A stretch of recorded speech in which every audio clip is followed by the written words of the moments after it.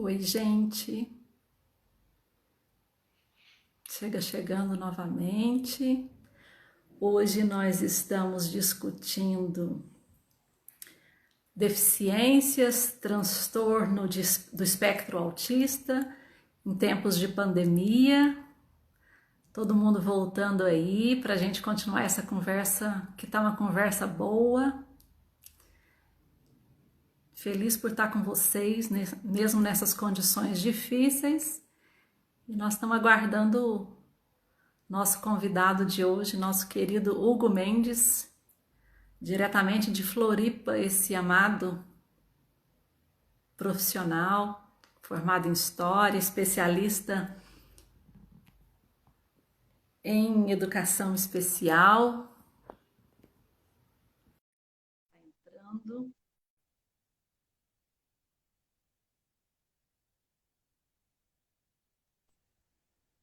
Oi, de novo. Oi. Voltou. Eu falo demais, tá? Você pode falar, Hugo, para, por favor, vamos focar. Se Adorando. eu desfocar, tá? Fica tranquilo, porque eu a minha especialidade é reunião, era reunião presencial, né? Mas agora com a pandemia é live. É bom Então, porque a gente troca experiência, conhecimentos, oportunidades. É tão legal. tô adorando também. E, e a gente Mas não vamos pode lá. desperdiçar essa oportunidade de bater esse papo maravilhoso, né? Eu Então, tô adorando. eu também. Eu quis a gente continuar porque temos aqui muitas questões importantes. A gente falava sobre, teve uma afirmação de que a escola não está preparada. E eu queria continuar um pouquinho com você em relação a isso, porque a preparação, ela é um processo contínuo, embora a gente possa ter uma formação mais sólida. Então, assim, eu particularmente reconheço, a minha formação não foi sólida nessa perspectiva. A gente não teve uma formação sólida, infelizmente. A gente não teve uma formação para inclusão. Por outro lado, a gente também, e aí as professoras e os professores, os profissionais da educação, muitas vezes são colocados em situações difíceis porque não receberam apoio, não receberam informações, não foram dadas as condições, porque a nossa graduação mesmo, ela não vem assim. Então, é muito importante que a gente tenha uma mudança nos cursos de licenciatura, aliás, em todos os cursos, em todas as áreas, e uma formação numa perspectiva da inclusão, num princípio da inclusão. Por outro lado, a gente não pode ficar esperando uma formação pronta para a gente trabalhar a inclusão. Então, eu penso que o desejo, não que a gente desejando, tudo a gente pode, né? Porque tem umas restrições, mas por outro lado, a vontade de inclusão, ela é uma vontade importante, né? Nós Sim. tivemos uma experiência aqui na UF que foi muito legal, que eu normalmente faço trabalhos de campo com os estudantes. Então, uma coisa que eu adoro, a gente normalmente vai para São Paulo, Rio de Janeiro, e, e aí tive essa experiência com a minha aluna, com a estudante da história, que eu fiz meu plano, tudo certinho, eu não sabia quem era a turma, nem imaginei, e aí cheguei na turma para apresentar meu plano na primeira aula, e a estudante falou que queria falar comigo em particular, ela era cadeirante, a gente às vezes não sabe o que fazer, a gente finge que não viu, não é? A gente a gente acha que se fingir, né? Isso acontece em relação ao racismo, né? A gente finge que o problema não está acontecendo, como se com isso, se a gente não falar, o problema vai desaparecer. Não desaparece, né? Temos isso para colocar. E aí, a estudante falou: olha, o semestre passado você. Não, eu teve um trabalho de campo e eu não pude participar. E era para o Rio de Janeiro. E esse, eu queria saber o que que você vai fazer agora, se eu tenho como ir. E aí é, eu tive um insight de dizer para ela assim: olha, aí era um princípio. Ah, a gente só vai se você for. Então era um princípio. Falei para ela assim: se se você puder ir, nós vamos. Se você não puder ir, ninguém vai. Então, isso eu tinha aprendido, inclusive, com a Ana Paula, que é a irmã da Marileia, numa experiência de vida que eu tinha tido com ela. Então, aí eu adotei esse princípio. Falei, se nós formos, nós vamos todas e todos, se não for, não vai ninguém. E aí foi uma baita batalha aqui na UF, porque aí eu fui descobrir que a UF não tem Não tem nenhum veículo, ônibus acessível. nenhum veículo, nenhum veículo. E aí teve brigas e teve barracos, e eu chorei porque eu briguei, eu sou briguenta, né? Assim, Eu sou também. essa aparência de boazinha às vezes, mas eu sou de briga também. Eu sou de paz e guerra, né? Depende da ocasião. E aí brigamos, e a UFO arrumou um carro, mas nem um carro acessível. E aí, a estudante queria ir, mas não queria ir com a família também, né? Aí foi feita a contratação de uma pessoa e a gente achou que a gente dava conta. Então foi uma experiência incrível. Mas a gente não estava assim preparado, não. Foi muitas batalhas, mas foi muito legal. Então, foi um princípio. A gente aprendeu muito, foi um processo muito legal. E a UF continua sem nenhum veículo, né, acessível para as pessoas com deficiência. Então, continua excluindo essas pessoas, né? Então, acho que tem muita, muita luta para a gente fazer.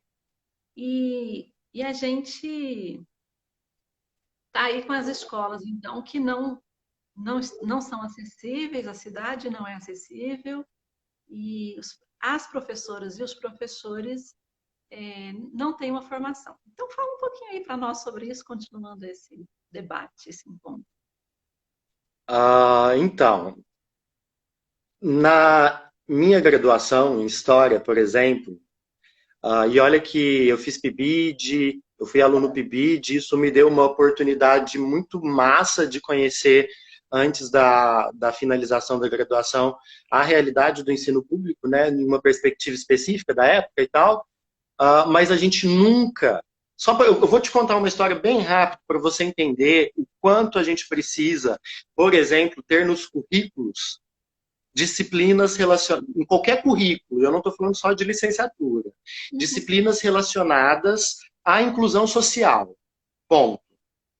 Se é da pessoa com deficiência, enfim, até que ponto essa inclusão social vai ser pensada é um outro fator, mas que precisa-se urgentemente falar dentro dos cursos, e aí agora eu vou pontuar no sentido específico, de licenciatura, por exemplo, sobre inclusão educacional da pessoa com deficiência ou TEA, né? Na minha época não existia no currículo. Então, o que eu quero contar? Quando eu liguei lá na escola, Novo Horizonte, porque eu liguei antes de ir, né? Aí eu falei, olha, eu tô vendo aqui um cargo para 4 aulas, não sei o quê, você acha que vai dar alguém? Aí a diretora, a Sônia, uma excelente pessoa, virou e falou assim, olha, venha. Eu falei, tá. Eu falei, mas aqui tá escrito educação especial, o que que é? Aí ela virou e falou assim, olha, só vem, depois eu te explico quando você chegar aqui, não sei o quê, para você ver o quanto há exclusão do processo de inclusão que naquela época a gente chamava, né, ainda fala, né, da escola especial. Isso já exclui pessoas com deficiência tranquilamente dentro do ambiente escolar, dentro do ambiente educacional, no sentido amplo do termo, né?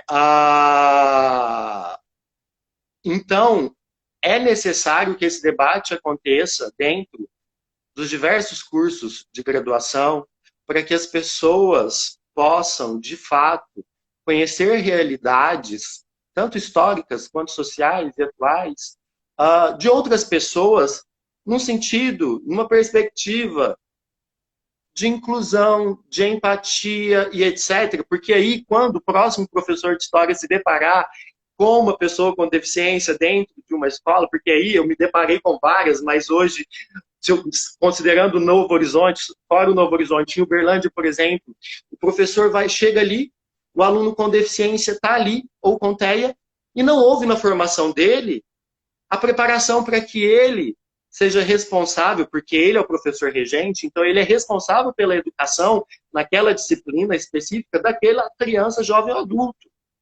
Então, se houvesse a perspectiva da inclusão educacional já nas graduações, por exemplo, o professor não chegaria e se depararia com um universo completamente novo. E aí a gente entra na realidade do ensino público, né? A realidade do ensino público que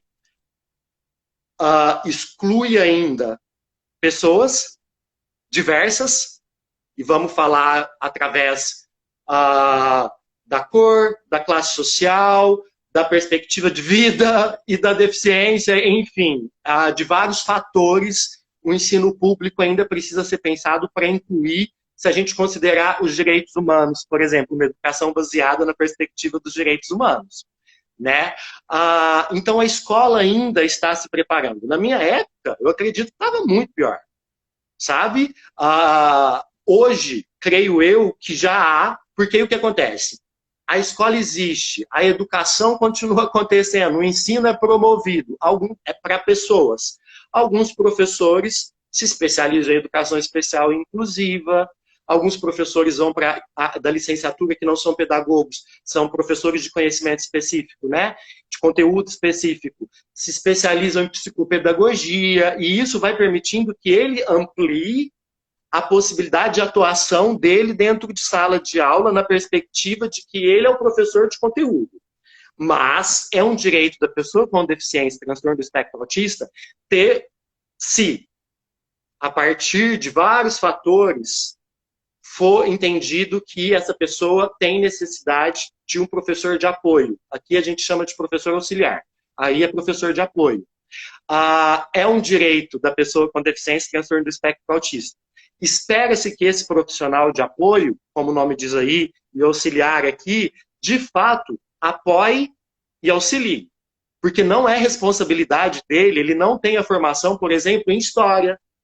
Ele tem a formação para poder flexibilizar o conteúdo histórico, para acessibilizar esse conhecimento para aquela criança, jovem ou adulto.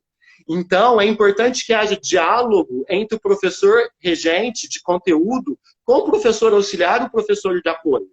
Porque, senão, o aluno com deficiência vai continuar ali no canto, fazendo atividades completamente excludentes e que não consideram as habilidades reais, cognitivas, comportamentais e etc. dele. E aí você já ouviu falar do caso das crianças com transtorno do espectro autista agressivas? Não são agressivos.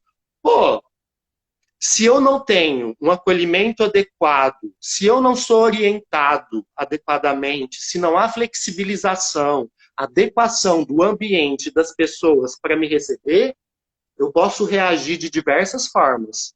Considerando que eu sou uma pessoa com transtorno do espectro autista, se eu tenho autoagressão, talvez como característica, por que não agredir o outro?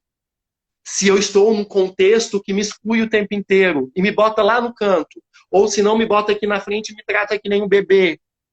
Então a gente precisa pensar nessas relações entre escola, professores, porque isso é muito importante, e aí o sul do Brasil volta a ser privilegiado nesse sentido, e uma parte de São Paulo também, porque o UFSCar também oferece a licenciatura em educação especial. As salas de recurso, porque o aluno com deficiência ele não tem direito só ao professor de apoio ou auxiliar. Ele tem direito a frequentar a sala de recurso, ou sala multimeios, que é a sala que 1 ou 2, 3 vezes por semana ele frequenta no contraturno. Para quê? Para desenvolver habilidades cognitivas, metacognitivas, comunicacionais, interpessoais, afetivas, motoras, psicomotoras, de atividade de vida diária, e na sala de aula possa se incluir. Né? Se ele recebe um atendimento no contraturno educacional especializado, que são os professores AEE, né? Ele provavelmente, durante as aulas, se tiver um profissional de apoio que colabore de fato com a flexibilização de ensino, e um professor regente que dialogue com esse professor, com os dois, inclusive, esse aluno vai ser incluído, de fato. Né? E eu estou falando do ensino público possível, porque eu não estou dizendo que no privado isso acontece, porque não acontece. Infelizmente, agora é lei, pelo menos, que a pessoa com deficiência, por exemplo, antigamente podia-se não aceitar a matrícula da pessoa com deficiência.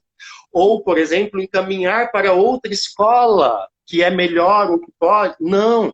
E a escola privada não pode cobrar mais do pai para que o aluno tenha um professor de apoio ou uma sala de recursos. Está na lei.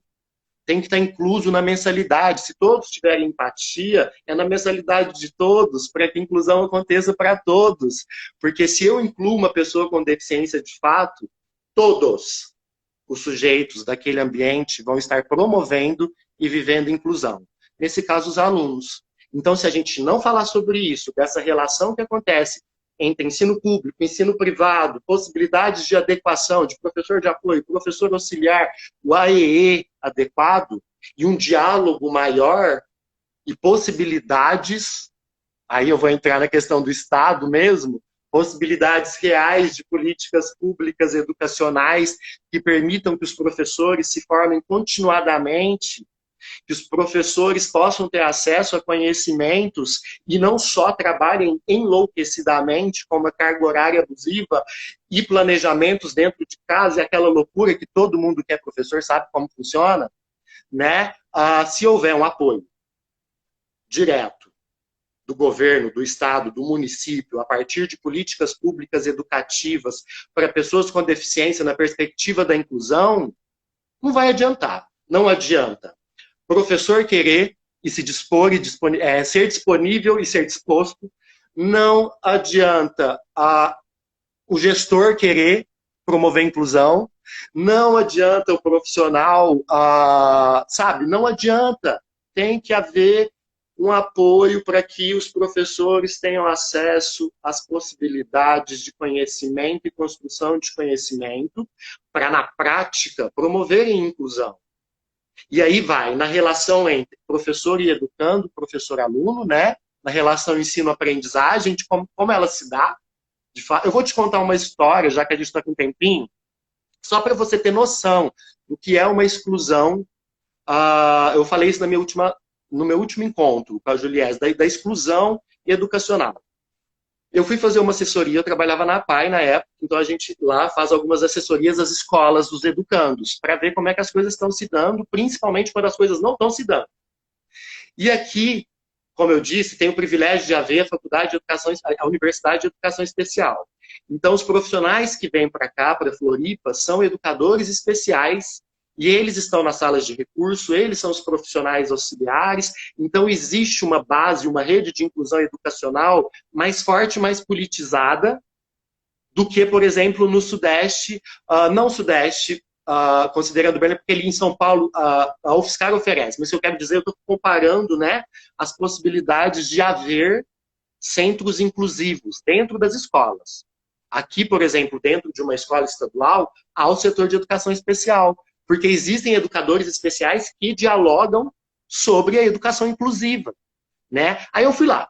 Aí vi o setor, é muito massa, tudo é muito bem pensado. É claro que existe... É o Estado, né? Uma escola estadual, a gente sabe como é. Quando eu fui até a sala para fazer essa assessoria e entender como, de fato, aquele jovem de 14 anos, que estava ali desde os 9, estava recebendo conteúdo, estava sendo acolhido e incluído naquele ambiente escolar. Quando eu cheguei, a professora virou para mim e falou assim, cuidado que ele está muito nervoso, já começou aí, a professora é de português.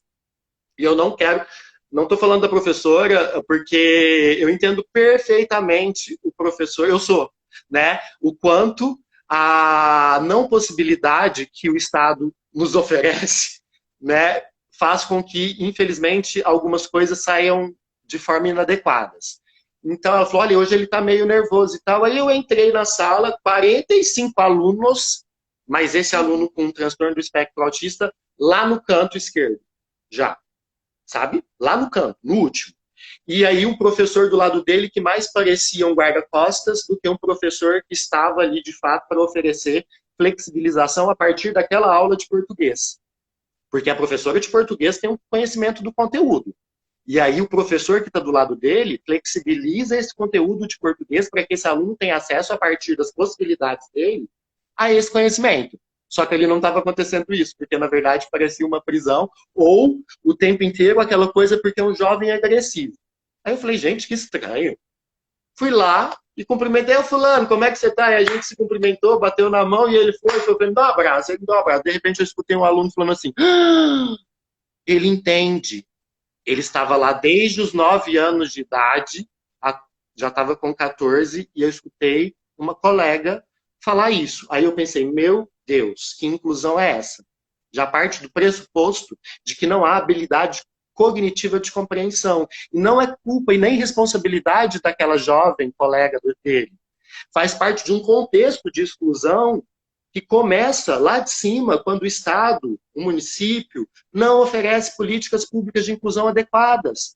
Quando eles viram que havia uma compreensão, uma comunicação cognitiva super bacana ali, todo mundo falou, meu Deus, e aí deixou-se aquela, tá, sabe? E aí é o que eu falo da necessidade de falar-se mais sobre políticas públicas de inclusão educacional, porque o professor está lá, e ele está afim na maioria das vezes.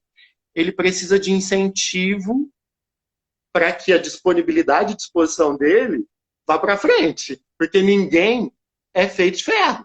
E aí aquele aluno e os outros alunos vão compreender melhor esse ambiente de inclusão, e o jovem, a criança ou adulto com TEA ou deficiência vai ser incluído de maneira adequada, afetiva, efetiva dentro do ambiente escolar.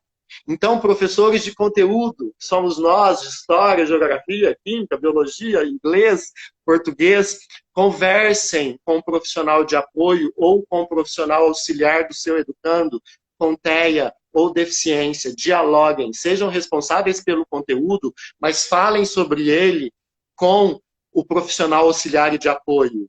E escolas, mães, exijam o direito desse profissional e da sala de recurso, da sala multimeios, porque por mais que seja falho ainda, várias coisas na inclusão, é um direito.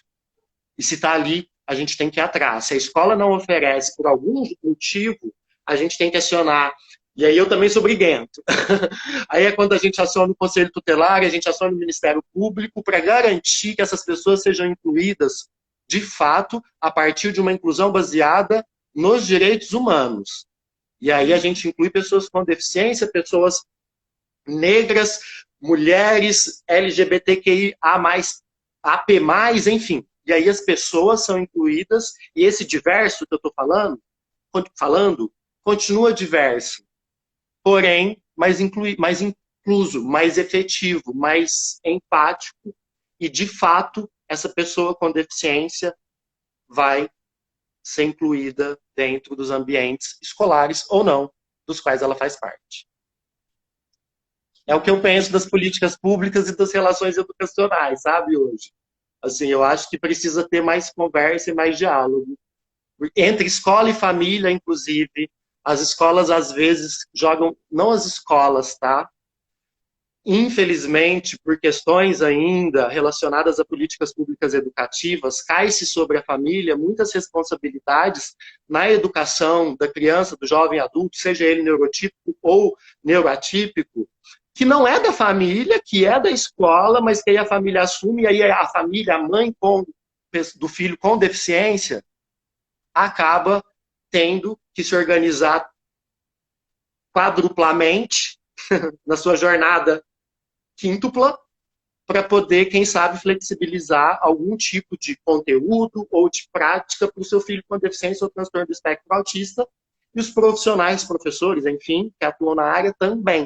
O que a gente precisa mesmo é lutar para que existam efetivamente políticas públicas de ações afirmativas inclusivas, porque senão vai continuar da forma, infelizmente, como está. E os profissionais estão tentando. As famílias estão tentando. Você coloca questões muito importantes e o público que está acompanhando também, que é, assim, a gente sabe que o acesso, assim, a gente conquistou uma igualdade no acesso, né? Assim, o direito de matricular, o direito de estar, mas pelo seu próprio relato a gente sabe que o direito de estar presente não significa a inclusão ainda, que é uma parte, mas não é o todo, né? E você falou bem que uma sala com 45, ela não é boa para ninguém, né? E para Não, inclusão, ela é péssima, né? Então, nós precisávamos de escolas pequenas, professores de referência em cada turma, menos alunos por turma, menos professores com um número menor de turmas, para que a gente pudesse fazer esse acompanhamento personalizado. E você também colocou muito bem que a presença de uma pessoa com deficiência ou com TEA numa turma, ela não é boa só para a pessoa com deficiência ou com TEA, não, mas a pelo inclusão, contrário. né, ela é uma contribuição para a nossa formação, porque educar é preparar para viver, para a vida, né? E a gente precisa saber que a vida ela é múltipla, ela é diversa. Então a contribuição é para o grupo e os avanços de todos os sujeitos no processo, eles são significativos para todo o grupo, né? Sim. Bem, se nós já tínhamos problema ah, no ensino regular antes da pandemia, com a pandemia isso se torna ainda mais grave, né? Porque estão enviando por correio, em plataformas excludentes, então a situação é bastante grave. E eu queria pegar aqui algumas questões, eu até no início tinha uma questão da Gabriela, eu não sei se ela ainda está aqui conosco, também sabemos que o tempo dessas mães É, essa é a questão. é um peso, né, também. É, a Gabriela comentou que ela está voltando para a rotina, que no início ela perdeu, mas que agora ela não funcionou, ela deixou solto. E ela está falando sobre a questão muito complicada, que a demanda é física. No caso do filho dela, que tem paralisia cerebral, de 16 anos, que é quase do Uhum. tamanho dela, que ela sozinha não está conseguindo executar os exercícios com ele. E aí ela vai falar se não seria o caso, né, desses profissionais eles irem em casa, né?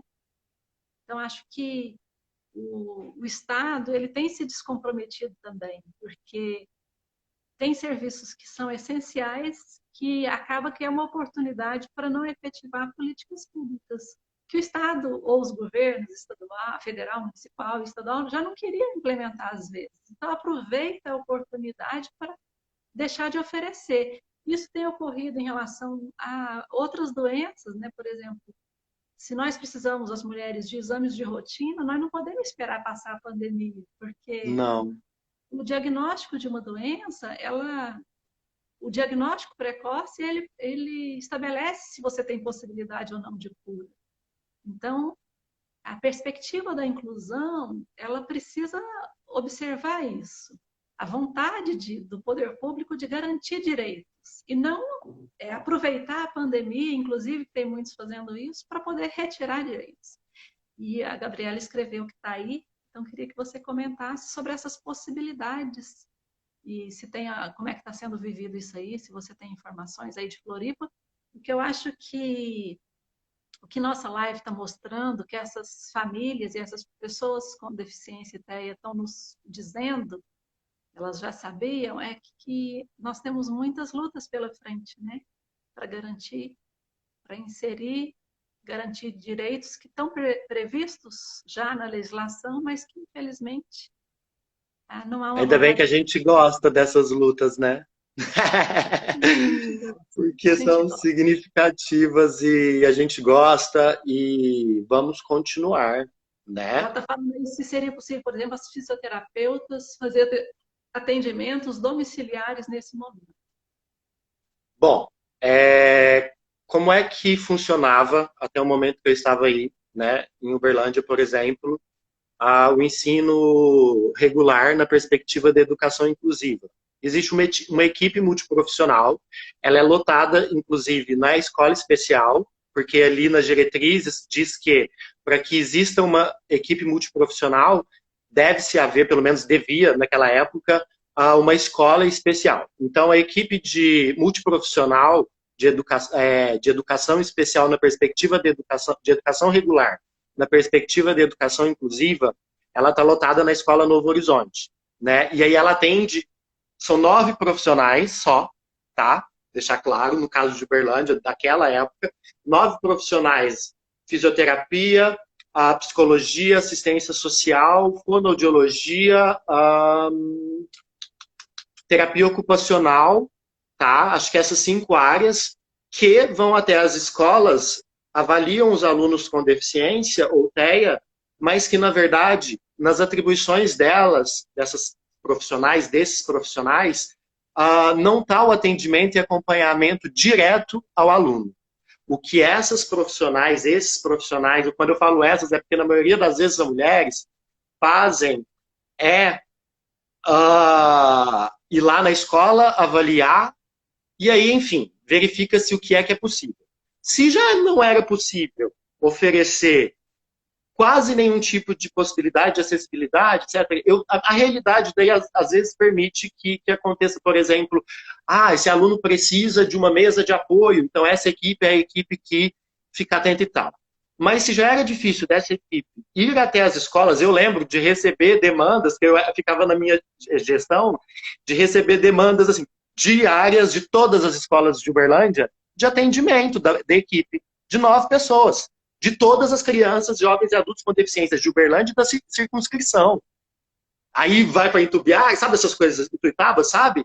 Então, assim, se antes já estava difícil, agora na pandemia eu acredito que no Estado, no atendimento público, ainda não é possível ir até as residências, infelizmente.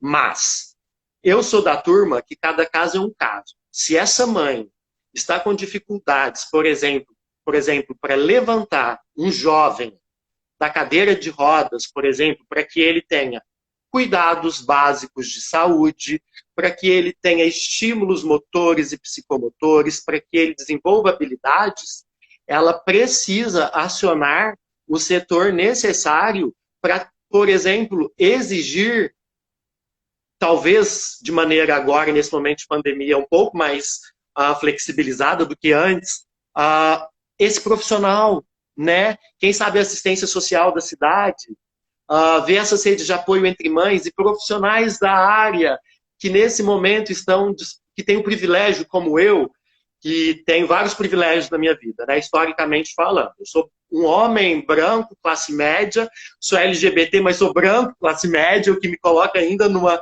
posição de privilégio, né? E se é possível ir atrás e, quem sabe, conseguir ter acesso, por favor, vão atrás. Eu sei que aqui, por exemplo, em Floripa, a PAI está oferecendo atendimento fisioterapêutico, porém online. E as famílias recebem orientações adequadas, não só fisioterapêutico, atendimento de terapia ocupacional, etc., de fisioterapia, de atendimento psicológico, enfim, essas equipes multiprofissionais, só que através da comunicação online e não da ida direta aos locais. Mas, se estamos falando, é aquele lance assim, que eu falo sempre, se uma criança, jovem ou adulto com deficiência ou TEA, por exemplo, está com um nível de comprometimento comportamental a ponto de se autoagredir ou agredir o outro, é necessário que outras pessoas e uma equipe se responsabilize pelas intervenções adequadas. Então, eu penso que se essa mãe está passando por uma dificuldade relacionada exatamente à integridade física e de identidade mesmo, tanto dela quanto do filho, é importante ela tentar ir atrás, quem sabe, dos direitos que o filho dela possui de receber um atendimento gratuito e de qualidade e acessível a partir do que o contexto da pandemia permite. Tá? Aqui a gente tem feito na ACV, por exemplo, encontros online, e aí nesses encontros a gente estimula em cada área, porque a gente também é uma equipe multiprofissional, a gente estimula nesses encontros online habilidades motoras, psicomotoras. Hoje a gente aprendeu algumas coisas em Libras, mas é uma forma da galera se ver e etc. E pelo menos ter acesso uns aos outros. E lembrar que eles são uma rede de jovens e alunos, né, que estão ali para se ver. Eu estou sabendo de casos de educação remota por rádio, porque os professores estão eu não sei em que estado, acho que no Ceará, estão oferecendo conhecimento através da rádio, porque os alunos não têm acesso à internet. E a gente está falando de quem? Da maioria pobre, periférica, negra, que está já excluída. E aí, se a gente coloca as pessoas com deficiência nesse contexto, elas são duplamente excluídas. Ou, entende? E aí há uma super, como que eu posso dizer, bagagem em cima de quem está com essas pessoas dentro de casa nesse momento, que na maioria das vezes é a mãe, né? Então, mãe, tente acionar a rede de apoio, pessoas rede de apoio, ofereçam apoio para essa mãe, se comuniquem aqui, porque é importante que ela vá, 14 anos, assistência social, o setor regional de assistência social, CRAS, se não me engano, em Uberlândia, para ela dizer o que está acontecendo, para ela poder receber, quem sabe, um apoio específico que é necessário para a integridade física, mental, tanto dela quanto do jovem filho dela, que tem PC, tem uma cadeira, tem um peso, tem um corpo e gera demandas, né? Infelizmente, a gente vive um contexto que o Estado quer ficar cada vez menor e menos investimento em políticas públicas e de assistência. Um Mas estado fechado, né? como a gente vive uma emergência, que é uma calamidade pública em função de uma gravíssima crise sanitária, a gente precisa exigir que o governo, no caso mais próximo de nós, que é o governo municipal, e usar todos os instrumentos. E a Gabriela coloca aí que ela está fazendo essa colocação aqui mesmo para instigar a discussão, porque ela já procurou o município nesse sentido, né? E Ela já acionou os setores. Mas eu acho que a gente pode ser, assim, todas nós que estamos aqui, você e todo mundo que está, trabalhar para a visibilidade dessas temáticas, para que essa não seja uma dimensão só pessoal, né? Como um peso jogado sobre as mulheres e suas crianças e adolescentes e adultos, numa dimensão só pessoal, né? Não é um favor que nós estamos pedindo para o poder público, nós precisamos acioná-los e exigir o cumprimento. Então, eu queria dizer para a Gabriela e para quem está acompanhando a gente que nós estamos à disposição. Nós não temos tanto poder, porque, na verdade, o poder nessa sociedade ele é concentrado, mas que estamos juntos para fazer os barulhos necessários, porque os governos têm, inclusive, economizado à medida em que eles fecham escolas, vários setores fechados. Isso é uma economia de recursos financeiros grande, digamos assim. E como nós estamos em pandemia, eles podem muito bem contratar profissionais de forma emergencial, inclusive sem concurso, sem licitação, para fazer esse atendimento que também é emergencial. Então, quando a gente coloca, né, a garantia do direito, a inclusão em primeiro lugar, nesse momento, o poder público tem os mecanismos para poder atender essas mães, essas mulheres, essas crianças, adolescentes, essas pessoas com deficiência e com TEA. Então, eu acho que a gente precisa mesmo fortalecer essa rede,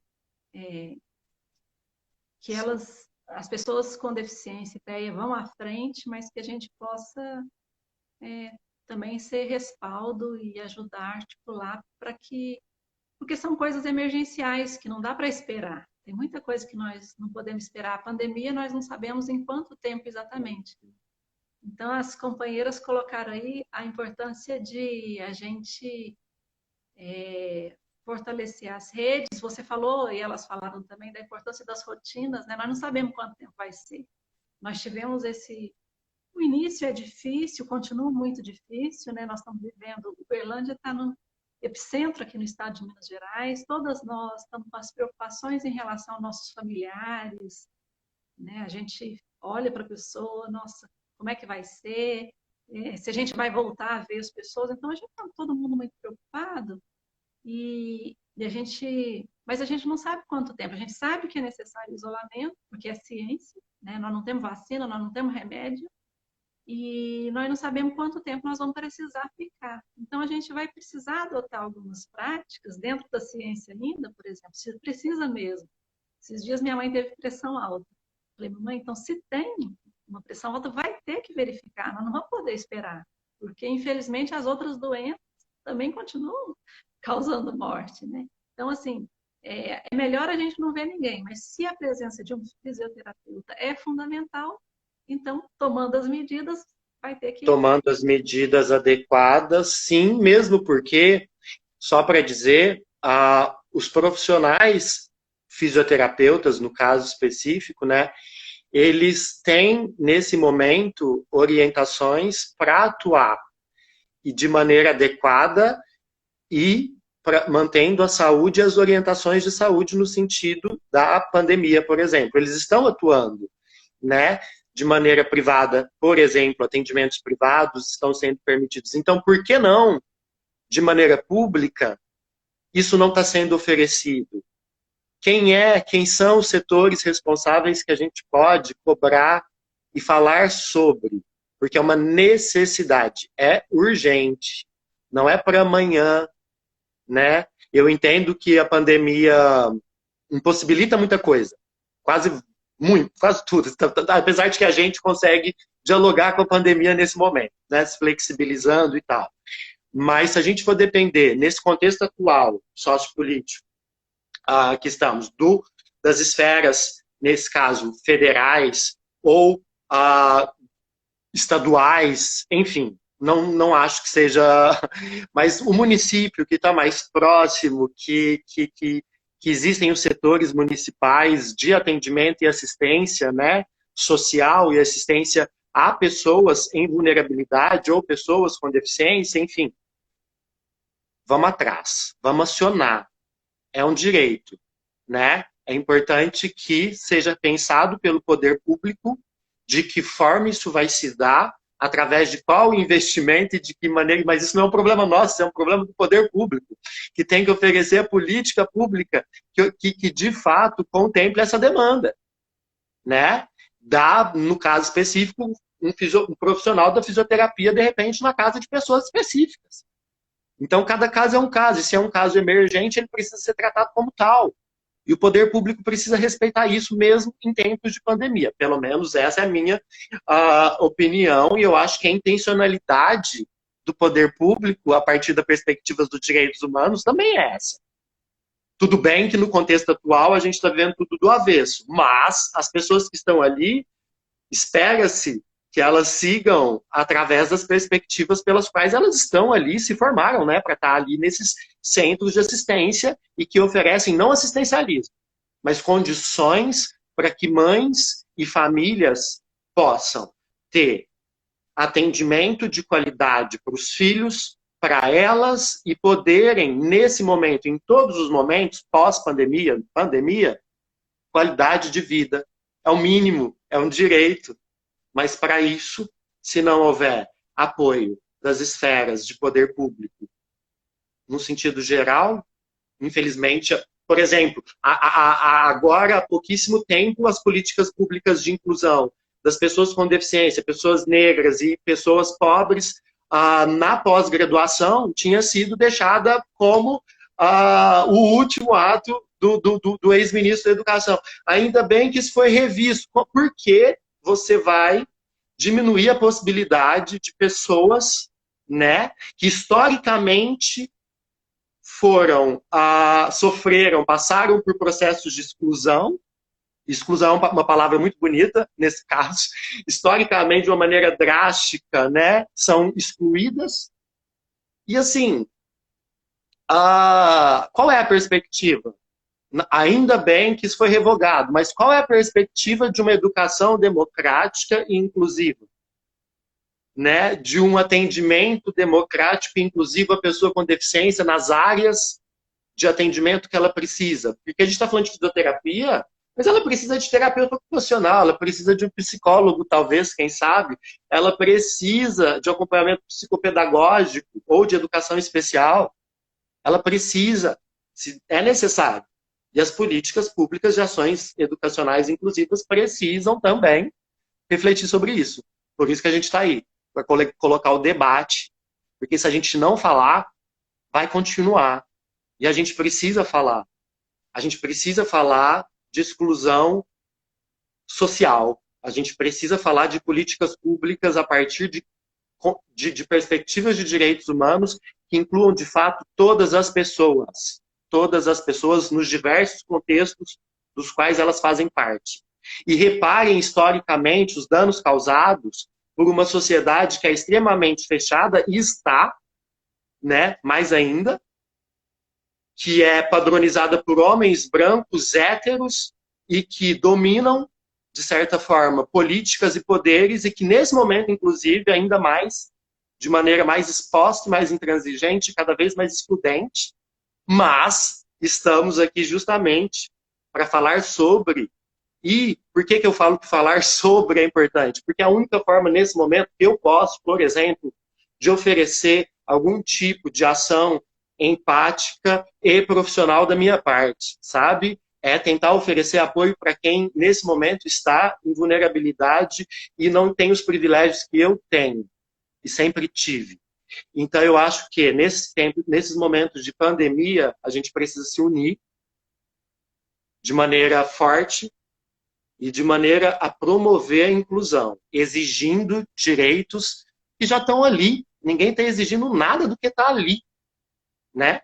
Agora, se está tudo fechado, se as políticas estão fechadas, vamos lutar, vamos brigar. Mas direitos existem e precisamos falar sobre eles. Porque quanto mais a gente falar, mais as pessoas vão ter acesso e mais elas vão falar também. E aí a gente vai ampliando essa rede comunicacional de inclusão, por exemplo, da pessoa com deficiência ou transtorno do espectro autista, que é o assunto primordial dessa live, por exemplo. Mas eu costumo dizer que é o seguinte, não existe meia inclusão. Não faz sentido eu respeitar o meu colega que é cego, que é autista, que é usuário de cadeira de rodas e ser racista, ou ser machista, ou ser sexista, ou promover a exclusão de outras pessoas, no sentido, por exemplo, gordofóbico. Entende? A inclusão, ela é inclusão para todos. Não adianta meia, né? A gente está falando de direitos humanos, a gente está falando de políticas públicas, de ações afirmativas. Então, a gente está falando de diversas pessoas. Nesse caso, pessoas com deficiência. E é importante falar. E estamos aí falando. Pronto, parei, Muito porque senão, legal, menina, eu vou. muito legal, muito legal. E agora nós estamos caminhando para fechar a segunda hora. Vamos fechar. E aí eu queria primeiro agradecer muito você, Hugo, que, nossa, foi um privilégio mesmo também estar aqui com você nessa noite, esse encontro. E tantas, essa sua experiência, esse seu jeito, esse seu entusiasmo, porque embora a gente também dependa de políticas públicas, de ações mais gerais e de legislação, a gente também depende de entusiasmo, de energia das pessoas que apostam e assumem essas causas, né? Então, todo mundo que entrou e está participando reconhece essa sua inserção positiva, né, na luta pelos direitos da pessoa com deficiência e de transtorno do espectro autista. Então, eu quero agradecer muito você, agradecer as pessoas que estão nos acompanhando.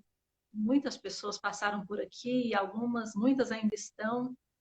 E aqui tem a Gisele, que é lá do IFTM, ela fala, olha, é importante receber essas informações, porque quantas famílias estão sofrendo por não ter acesso, por não conhecer seus direitos e deveres do Estado, e os deveres do Estado e da Prefeitura. E a Solange, que está aqui também, que é professora, falando de como os professores e as professoras têm recebido pouco, né? E tem até uma coisa muito Nossa. bonita, porque a gente, às vezes, é colocado para fazer uma coisa que não é possível fazer. Então, a gente está produzindo esse tipo de ensino um grande sofrimento também. E eu queria dizer para as pessoas que estão acompanhando que eu acho que essa live hoje é a nova reunião, né? Então, dessa reunião, a gente, acho que surgem várias ideias, assim, de a gente se colocar à disposição quem está aqui até agora, eu acredito que está à disposição para fortalecer essas lutas, fortalecer essas redes. Então, tem coisa que é uma emergência pessoal, então vamos correr atrás de resolver a emergência. E tem coisas que é a luta política, né? É, Emergencial, que é procurar o promotor, é fazer um documento. Às vezes, para fazer o documento, nós vamos ter que contar com o Hugo, que já está com o texto aí mais pronto. Nós estamos precisando fazer a rede, que é a coisa ande mais rápido. Né? Então, falar para a Gabriela, para a Miguela, para a Maria Bertolino, para a Carol e para todas as mães e pais também, se tiver aí acompanhando a gente, que nós estamos aí para amplificar no sentido de fazer aquele negócio que é o megafone, né? Que é gritar, que é bater panela, que é fazer o que for preciso para que a gente veja se nesse momento a gente não retroceda, né? Para garantir os direitos dessas crianças, adolescentes, dessas pessoas adultas que têm direitos e que não pode sofrer ainda mais porque já são historicamente excluídas, né? Então, fazer esse agradecimento por vocês estarem conosco, nos colocarmos à disposição para fazer pontes, né, e para gritar, e agradecer o Hugo, sim, querido, com esse compromisso de que uma hora você vem por aqui, a gente faz isso ao vivo, e uma hora a sim, eu gente preciso aparece visitar a aqui. minha mãe, Georgetânia. Eu não consigo. A última vez que eu fui aí foi em dezembro de 2018. Meu Deus. Eu não... Então, agora é projeto, né? Passou a pandemia, você está chegando. Assim que possível. E a gente está É, junto da maneira que é possível nesse momento. E para socorrer emergências também, porque cobrar do Estado e baixar a curva das mães com redes de solidariedade e para garantia dos direitos das pessoas com deficiência, com transtorno do espectro autista e todas as pessoas, né? Garantia de direitos, mas nesse caso específico nós estamos falando dessas pessoas essas com deficiência. pessoas. E aí Tá tá perto bom, de você falar o que você quiser. fechou. Não, eu quero agradecer. Eu agora já não estou mais nervoso, igual eu estava no início, mas foi muito bom. O privilégio é meu de poder trocar essas ideias com você. Eu tenho achado, Georgetânia, que uma forma, nesse momento, né, eu estava pensando de que maneira eu posso colaborar, de que maneira eu posso utilizar da minha prática nesse sentido, agora em tempos de pandemia falando sobre, oferecendo estímulos e redes de apoio, né, através de falas, através de direcionamentos. Não é porque a gente está em Florianópolis que a gente não pode orientar, sabe? Hoje, felizmente, existe a possibilidade da gente ser rede de apoio de onde a gente se falar. Então, nós somos rede de apoio.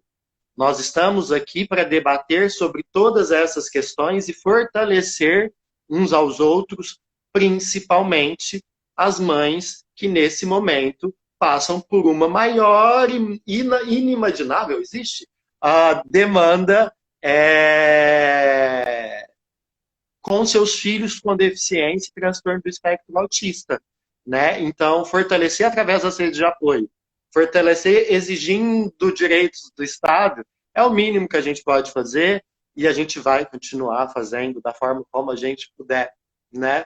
Então, eu agradeço, tá? Eu fiquei muito feliz.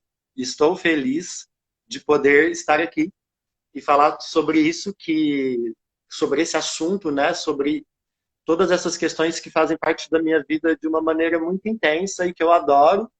Uh, então, vamos conversar mais depois e fortalecer essas redes, gritar pelas pessoas que até o momento talvez não tenham voz ou não tenham o privilégio nesse momento que eu, por exemplo, tenho de estar em casa e poder falar por elas, né?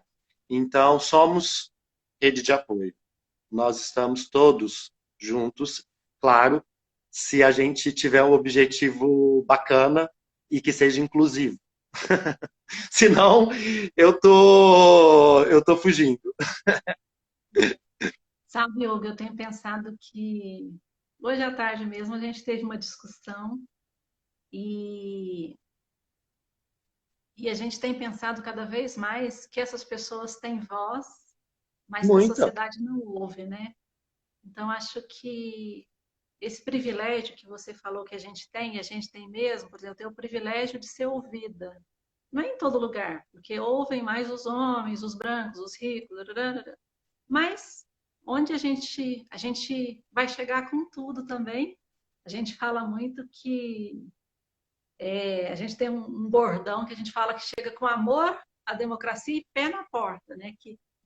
Porque assim, a delicadeza, a Ah, sutileza, eu vou levar não para é mim isso. a sutileza, a delicadeza, ela é legal, né? Mas ela é um privilégio, né? Poder falar mansamente, parará. Porque nas emergências, por exemplo, quando a gente vai brigar para garantir o direito de uma filha, de um filho, que está precisando e é emergencial, e o Estado não quer ouvir, apesar de as pessoas terem voz, então a gente vai ter que gritar mesmo. Não é porque a gente quer, né? Não é porque só porque nós não temos boa educação ou bons modos, né? Mas bons modos é fácil para quem tá mais tranquilo, né? Então fazermos tudo para que as pessoas possam ficar em casa, mas também possam garantir seus direitos, a gente atender às emergências, né? E essa nossa rede vai só se fortalecendo, né? Agradecer a todas as pessoas que estão aí conosco até agora, Karine, Norton. Tem pessoas que a gente não sabe o nome porque vem diferente aqui no perfil. E agradecer muito você, dizer que foi muito bom, uma Foi alegria. ótimo. Quando você Obrigado. vier para cá, apareça que nós vamos seguir aí juntos. E, por enquanto, eu acho que a gente ainda vai trabalhar muito nessa pandemia para garantir direitos. A gente Obrigada, está viu, gente? acostumado a flexibilizar nessa área, então a gente vai flexibilizar até para adquirir direitos se for necessário. Um beijo. Beijo, gente. Obrigado, Quem tá? puder, fique em casa. Vamos garantir direitos, né? Vamos sair Por só se favor, precisar gente, mesmo. Vamos usar máscara, vamos respeitar a ciência, porque essa confiem na epidemia. ciência e nas orientações da Organização Mundial de Saúde, porque é a partir daí que a gente tem que se orientar. Obrigada, Hugo. Obrigado, geral. Obrigado, Beijo grande e gente. até a próxima. Até. Boa noite. Boa noite.